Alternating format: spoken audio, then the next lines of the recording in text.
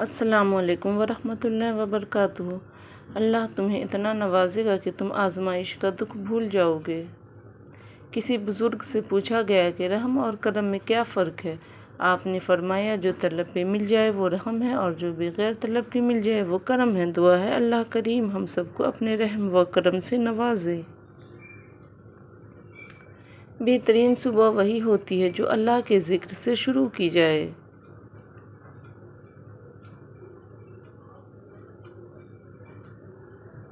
آج کل ضرورتیں طے کرتی ہیں کہ لہجہ کتنی دیر میٹھا رکھنا ہے۔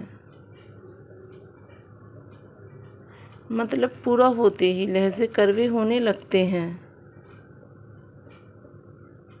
خواہشات کا گھوڑا بے لگام ہو جائے تو اپنے ہی سوار کو گرا کر پیروں تلے روند ڈالتا ہے۔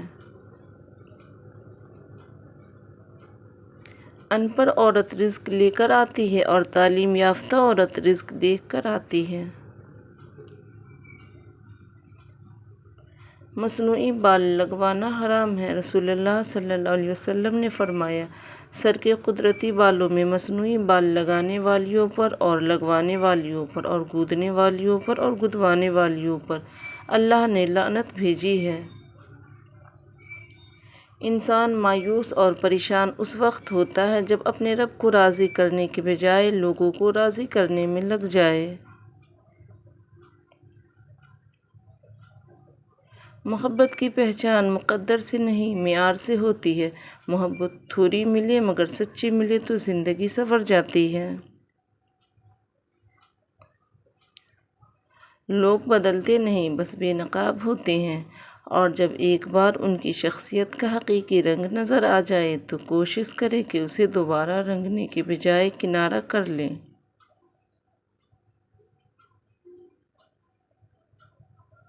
دل ایک باغ ہے، اس میں محبت بھی اگتی ہے اور نفرت بھی۔ یہ آپ پہ منحصر ہے کہ آپ کیسا بیج بوتے ہیں۔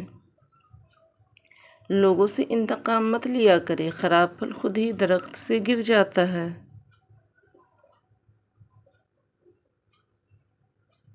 حساب کتاب صرف رب نے صحیح لگایا، سب کو خالی ہاتھ بھیجا اور خالی ہاتھ بلایا۔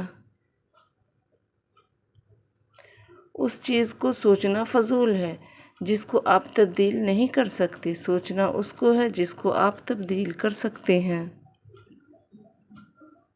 حضرت علی رضی اللہ تعالیٰ عنہ نے فرمایا اگر خوش رہنا چاہتے ہو تو نہ کسی سے امید رکھو اور نہ شکوہ کرو۔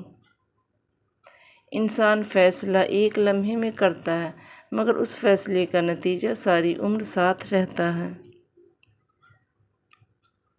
اپنوں سے اختلاف بے شک رکھے لیکن کسی میدان میں اپنوں کو ہرانے کے لیے کسی دشمن کے صف میں کھڑا ہونا بے غیرتی، بے وقوفی اور منافقت ہے۔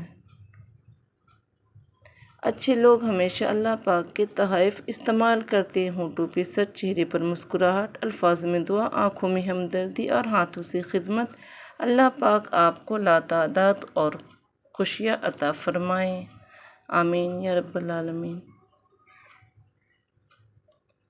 نیت اور سوچ اچھی ہونی چاہیے، اچھی باتیں تو کوئی بھی کر سکتا ہے۔